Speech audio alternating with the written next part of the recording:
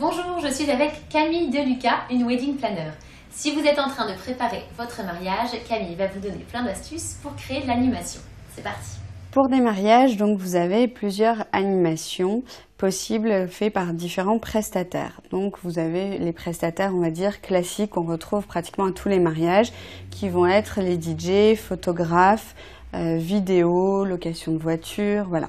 Mais maintenant, les gens souhaitent des animations de plus en plus originales ou des choses qui vont créer de l'émotion. Pour les cérémonies religieuses, préférez par exemple des animations qui vont être musicales mais du live. C'est-à-dire vous allez choisir une chanteuse lyrique ou du gospel ou des instrumentistes.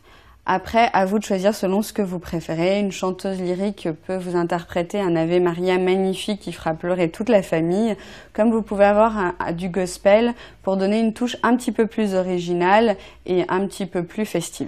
Pour le cocktail, ensuite, sachez que tous vos invités ont généralement très faim après une cérémonie civile ou religieuse. Donc là, privilégiez les animations culinaires, les invités en raffolent. Les animations culinaires, donc vous avez des chefs qui vont sur des petits stands vous proposer différentes préparations culinaires.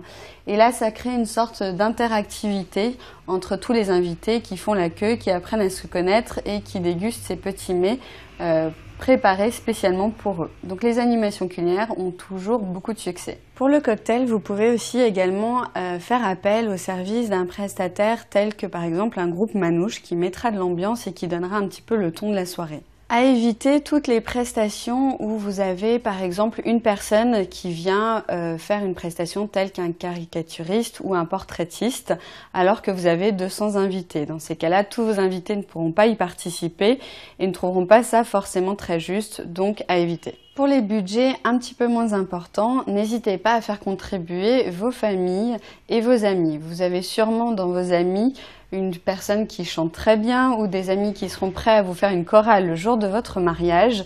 Donc n'hésitez pas à les faire participer, juste un petit moment pour qu'ils profitent aussi de votre mariage, mais n'hésitez pas à les mettre à contribution. Pendant le dîner, pas trop d'animation, il faut que cela reste un moment convivial où les gens puissent partager.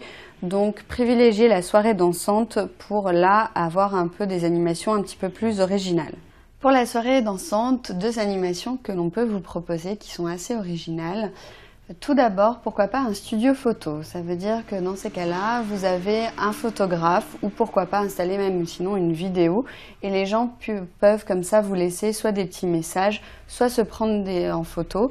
Dans ces cas-là, laissez des accessoires un petit peu rigolos et cela passe très bien vers 2-3 heures du matin après quelques coupes de champagne. L'autre idée originale pour la soirée dansante est de faire venir un prestataire qui va vous animer un petit peu la soirée.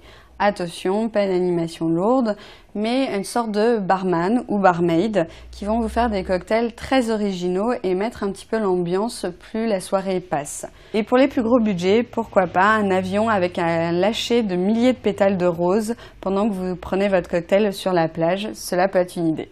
Pas besoin de 10 000 animations, choisissez une animation un petit peu phare et selon les budgets, demandez soit donc à votre entourage ou faites appel à un prestataire, mais ayez une animation qui sorte un petit peu de ce qu'on voit généralement à des mariages.